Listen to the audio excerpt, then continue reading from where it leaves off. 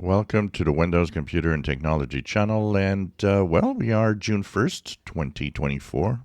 And as we are arriving at midpoint for 2024, the middle of the year, basically, what is happening with the Windows market share that we do look at every single month?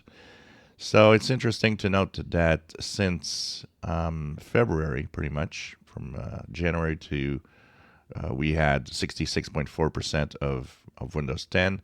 It went up to 69.89, almost 70%. But now in June, for the May numbers, we actually are down to 68.36. That's 1.5% less than last month. So the Windows 10 operating system actually lost ground 1.5%. It's still very high. It's 68.36.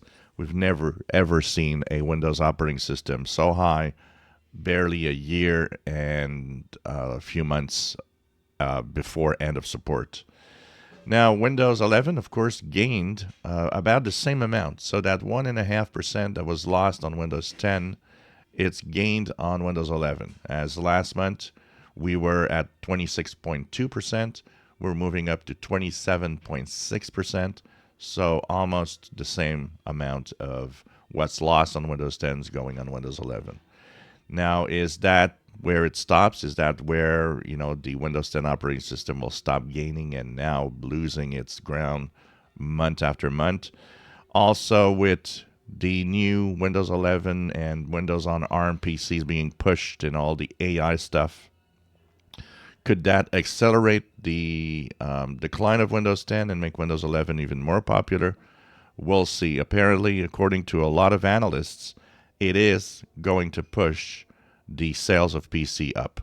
So that is interesting. And, we all know that basically Windows adoption for 90% of people is buying a new computer.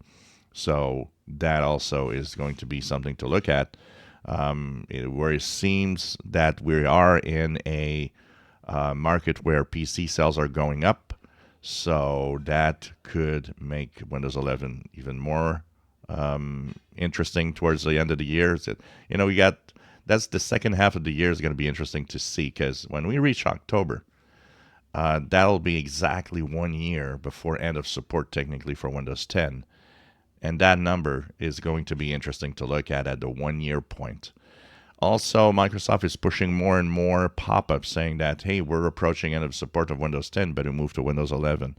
That will have a psychological effect on a lot of people.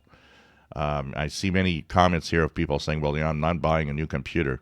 But you'd be surprised at the amount of people that will, just based on a pop-up that says, well, Windows 10 is getting near the end. You might need something else. People don't move on to a new system usually by their own. Enthusiasts do this. The people on this channel are very different. I say it all the time, from what the regular folks are. And regular folks usually buy a new computer. They do not upgrade from Windows 10 to Windows 11. So this is going to be interesting to see. But it seems that the rise of Windows 11 has started now again. It had a peak here at 28.2. 28.2 is pretty much its peak. So at 27.6, it's getting back up there. Maybe next month it'll reach that or even beat it. We'll see. But it's interesting. Very, very interesting. We've never been in that situation before. As for the rest, 2.8 or 2.9% for Windows 7, 0.4% for Windows 8, 0.4% for Windows XP, and 0.24 for Windows 8.